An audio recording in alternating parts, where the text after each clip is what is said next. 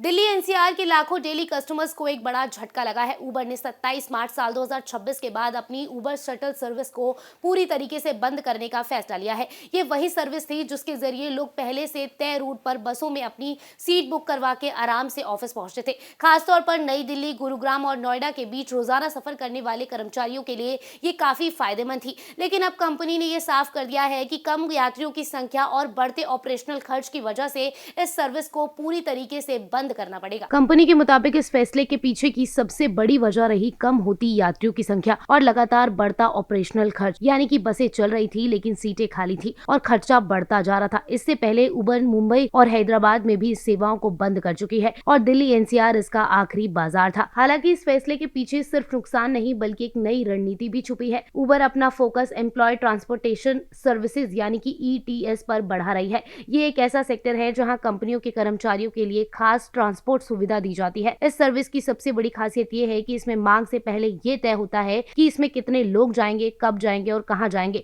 इसका अंदाजा सबसे पहले होता है। इससे गाड़ियों का बेहतर इस्तेमाल किया जाता है और लागत भी कंट्रोल में रहती है। उबर का मानना है कि आने वाले समय में यही ईटीएस सेक्टर कंपनी के लिए सबसे बड़ा ग्रोथ इंजन साबित हो सकता है। आईटी कंपनियां, बैंक और ग्लोबल कैपेबिलिटी सेंटर में तेजी से वर्कफोर्स के कारण कॉर्पोरेट ट्रांसपोर्ट की लागत काफी ज्यादा बढ़ जाएगी। इसी को देखते हुए कंपनी इस साल की शुरुआत में ईटीएस सर्विस को लॉन्च कर चुकी है। एक्सपर्ट्स का मानना है कि ईटीएस जैसे सेक्टर में कंपनी को लंबे समय में ज्यादा फायदा मिल सकता है, क्योंकि यहाँ पर राइडर्स पहले से प्लान होते हैं और गाड़ियों का इस्तेमाल अच्छे तरीके से होता है। यही वजह है कि उबर अपने कॉर्पोरेट मोबिलिटी में मजबूत पकड़ बनाने की कोशिश कर रही है। अब देखना ये होगा कि ईटीएस के जरिए उबर कितनी तेजी से अपनी पकड़ मजबूत कर पाती है। क्या ये नया दाव कंपनी को घाटे से बाहर निकाल पाएगा या नहीं।